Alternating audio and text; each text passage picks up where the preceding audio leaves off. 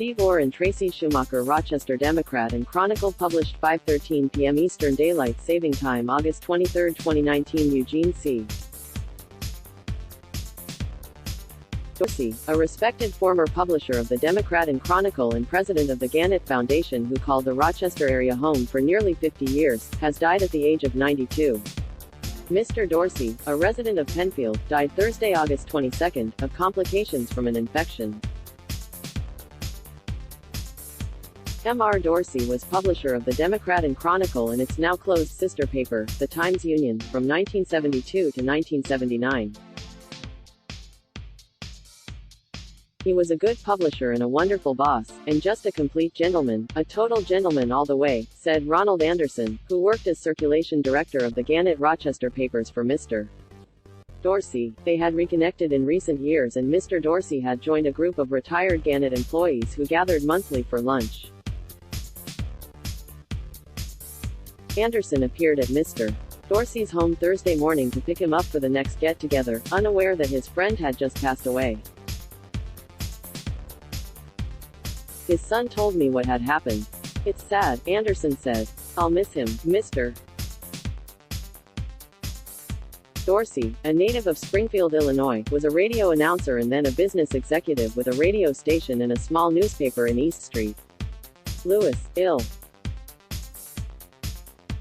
From there he joined Federated Publications and served as publisher of the Idaho Statesman in Boise and the State Journal in Lansing, Michigan.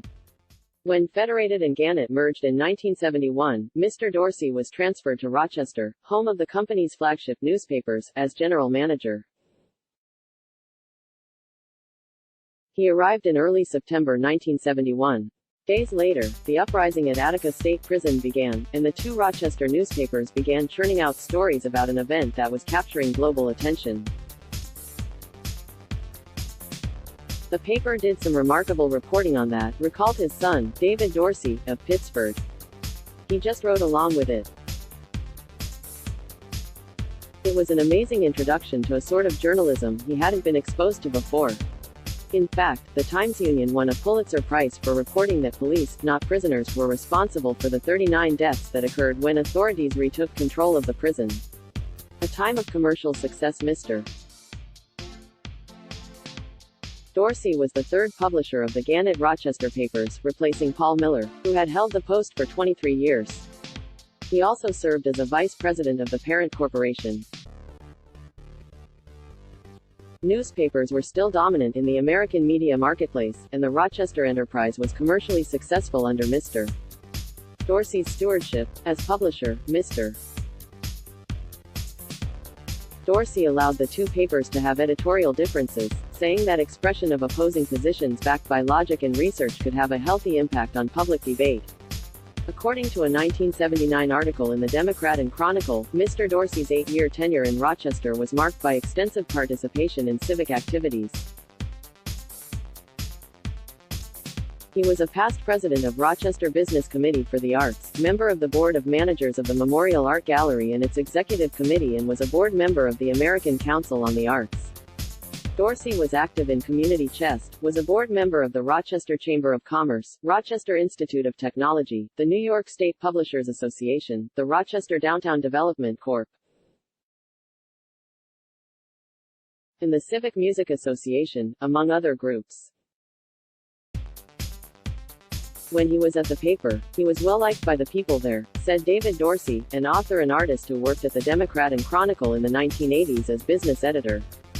He made a point of knowing the name of everybody who worked at the newspaper, and he tried to delegate authority. He didn't run the organization as an authoritarian. In this approach, David Dorsey said, his father was the antithesis of Al Newhart, Gannett's Rochester-based chief executive.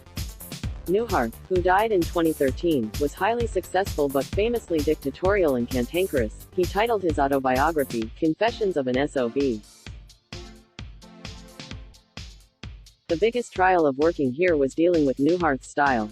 They had this quasi-adversarial relationship but also one of mutual respect, David Dorsey said.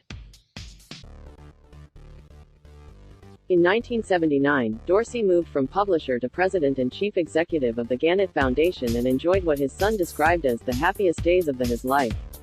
He also chaired the Independent Sector, a coalition of charitable foundations.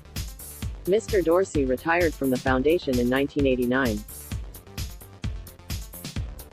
In retirement, his son said, he did some consulting and further volunteer work, and enjoyed the company of family and friends. Mr.